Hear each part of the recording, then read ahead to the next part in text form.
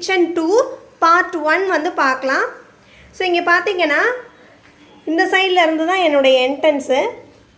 So நான் இப்படி தான் கிச்சனுக்குள்ளே வரணும். ஸோ கிச்சனுக்குள்ளே வந்த உடனே பார்த்தீங்கன்னா இங்கே வந்து கேஸ் ஸ்டவ் இருக்குது. ஸோ உங்களுக்கு தெரியும், நான் ஆல்ரெடி 4 இருக்க கேஸ் ஸ்டவ் தான் வச்சுருக்கேன். ஏன் அப்படின்னா நம்ம காலையில் அவசரமாக குக் பண்ணையில் 4 இருக்க கேஸ் பர்னர் அப்படின்னா நம்மளுக்கு வந்து ஈஸியாக இருக்கும், சமைச்சு முடிக்க ஃபாஸ்ட்டாக குயிக்காக வந்து குக் பண்ணி முடிச்சிடலாம்.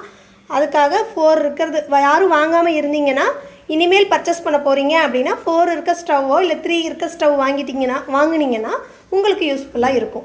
ஸோ நெக்ஸ்ட்டு பார்த்தீங்கன்னா கிச்சனுக்கு லெஃப்ட் சைட், அந்த கேஸ் ஸ்டவ்வுக்கு லெஃப்ட் சைடில் பார்த்தீங்கன்னா இந்த ரேக்கு நான் அமேசானில் வாங்கினேன். இதில் பார்த்தீங்கன்னா நான் அந்த தோசை சட்டி, பணியார சட்டி, ஒரு வடை சட்டி இது எல்லாமே இதில் வந்து இப்படி வச்சுட்டேன். இந்த எட்ஜில் எனக்கு ஹேண்டில் பண்ணுறதுக்கு ஈஸியாக இருக்குது, இடமும் கொஞ்சமாக ஆக்குப்பை பண்ணுது. ஸோ ஏர்லியர் ஸ்டேஜ்லாம் பார்த்தீங்கன்னா நான் பழைய கிச்சன் டூர்லாம், அந்த வீட்டில் இருந்த கிச்சன் டூர்லாம் பார்த்தீங்கன்னா இந்த தோசை சட்டி வச்சு அது மேலே பேப்பர் வச்சு அது மேலே பணியார சட்டி வச்சு அப்படி வச்சுருப்பேன்.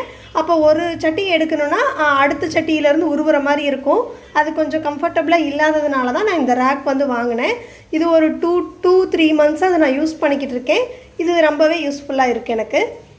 அடுத்தது இது வந்து சின்ன ஒரு குழி பணியார சட்டியில் ஒரு ஆம்லெட், ஒரு எக்கு மட்டும் உடச்சி ஊற்றி பாப்பாவுக்கு கொடுக்கறது, அந்த மாதிரி பர்பஸ்க்கு இதை நான் யூஸ் பண்ணிக்குவேன். ஸோ நெக்ஸ்ட்டு வந்து பார்த்திங்கன்னா ஆயில். இங்கே பார்த்தீங்கன்னா இதில் கடலெண்ணெய் இருக்குது, இதில் நல்லெண்ணெய் இருக்குது, இதில் நெய் இருக்குது, இதில் விளக்கெண்ணெய் இருக்குது. இதில் இருக்கக்கூடிய எண்ணெய் என்னென்னா, இப்போ நம்ம பூரி போட்டோன்னா ஒரு டைம் போட்டுருவோம் இல்லையா வாங்கி. ஸோ அந்த எண்ணெயை அப்படியே கீழே ஊற்றாமல் 2 டைம் போட்டுட்டு நான் அப்புறம் தான் கீழே ஊற்றுவேன். ஆல்ரெடி ஒரு டைம் போட்டதுனால இதுக்குள்ளே எண்ணெய் இருக்குது. ஸோ இன்னொரு டைம் போட்டதுக்கப்புறம் நான் அதை வேஸ்ட் பண்ணிக்குவேன். இதில் பார்த்திங்கன்னா தேங்காய் எண்ணெய் இருக்குது. இவ்வளோ தான் எண்ணெய் ஐட்டம்ஸ் நான் இவ்வளோ தான் யூஸ் பண்ணுறேன். இது வந்து பார்த்திங்கன்னா இந்த இடத்துல எல்லா கத்தியும் இதில் போட்டு வச்சுருக்கேன். இது ஒரு பெரிய கப்பு. இது பாப்பாவுக்கு வாங்கினது, இது ஒரு டின்னர் செட்டாக வாங்கினேன். அதில் வந்து 4 கப்பு இருந்துச்சு. பாப்பா 1 கப் மட்டும் தான் யூஸ் பண்ணுது, மீதி சும்மா தான் இருக்குது. ஸோ அதனால் நான் இப்படி போட்டு வச்சுருக்கேன். இது எனக்கு ரொம்ப கம்ஃபர்டபுளாக இருக்குது எடுக்கிறதுக்கு. இந்த நைஃப்னால் டக்குனு இந்த நைஃப் எடுத்துகிட்டு திருப்பி உள்ளே இன்சர்ட் பண்ணுறது ரொம்ப ஈஸி. அதே மாதிரி என்னென்ன நைஃபு, கத்திரிக்கோல், இந்த மாதிரி கம்பரை கத்தி, தேங்காய் எடுக்கிறதுக்கு யூஸ் பண்ணுற கத்தி, இந்த மாதிரி கிச்சனுக்கு என்னென்ன தேவையோ அது மாதிரி ஃப்ரூட்ஸ் கட் பண்ணுறதுக்கு கிச்சனில் பண்ணக்கூடிய திங்ஸ் எல்லாமே இதுக்குள்ளே நான் போட்டு வச்சுருக்கேன். ஸோ இவ்வளோ தான். நான் முதல்லையெல்லாம் பார்த்தீங்கன்னா ஸ்பைசஸ்ஸு, மிளகாய் பொடி, மிளகாயிலேருந்து எல்லாமே இந்த லெஃப்ட் சைடில் வச்சுட்ருந்தேன். ஆனால் பார்த்தீங்கன்னா இதில் என்ன டிஸ்அட்வான்டேஜ் அப்படின்னா, நம்ம சமைக்கையில் எண்ணெய் இருக்கு இல்லையா, அந்த எண்ணெய் பிசுக்கு வந்து இப்போ இதுவே வந்து அடிக்கடி வாஷ் பண்ணணும். இதெல்லாம் நான் அடிக்கடி வாஷ் பண்ணி வைக்கிறேன். எப்படியும் வந்து ஒரு 10 days ஒன்ஸ் வந்து இந்த இதெல்லாம் வாஷ் பண்ணிங்கன்னா தான் நல்லாயிருக்கும், இல்லாட்டி பிசுக்கு மாதிரி பிடிச்சிக்குது.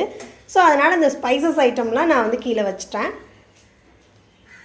ஸோ இது வந்து குக்கிங் ஏரியா. குக் பண்ணுறதுக்கு முன்னாடி கட் பண்ணணும் அந்த வேலையெல்லாம் இருக்குல்ல இந்த ஏரியா. அதனால் எப்போவுமே கவுண்டர் டாப் வந்து ஃப்ரீயாக வச்சுக்கிட்டிங்கன்னா தான் நம்மளுக்கு வந்து ஃபாஸ்ட்டாக குக் பண்ணையில் ஈஸியாக இருக்கும்.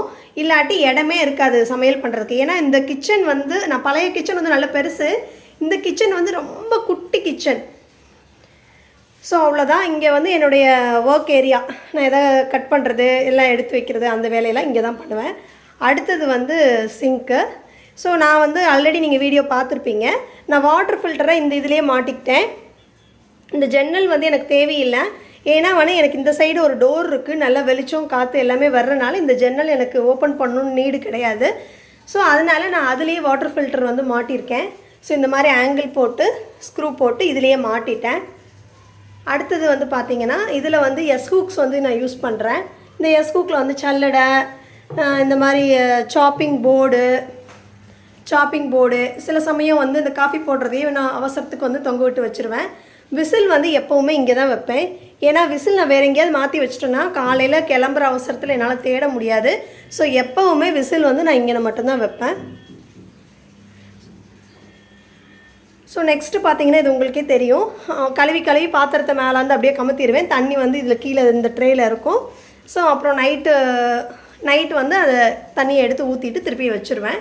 ஸோ இங்கே வந்து அந்த ப்ளக் வந்து போகுது வாட்டர் ஃபில்டருக்கு. நீ ஏன் வாட்டர் ஃபில்டர் இங்கே வச்சுருக்கலாம் இல்லைன்னு உங்களுக்கு டவுட் வரும். நான் வாட்டர் ஃபில்டரை வச்சேன்னா இந்த இடத்துல பாதி எனக்கு ஆக்குப்பே ஆகிடும். ஸோ இந்த ட்ரேனை என்னால் இங்கே வைக்க முடியாது.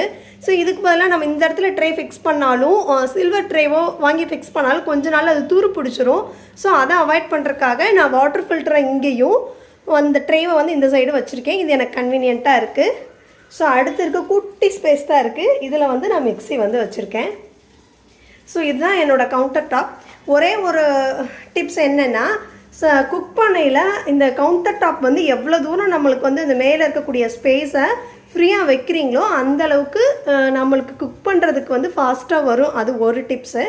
இன்னொன்று வந்து டக்கு நம்ம வீட்டுக்கே யார் கெஸ்ட்டு வர்றாங்கன்னா இந்த கவுண்டர் டாப் ஃப்ரீயாக இருந்தாவே கிச்சனை பார்க்குறப்ப ரொம்ப நீட்டாக தெரியும் நம்மளுக்கே. ஸோ இவ்வளோ தான் என்னுடைய கிச்சன் டூர் பார்ட் 1. அடுத்து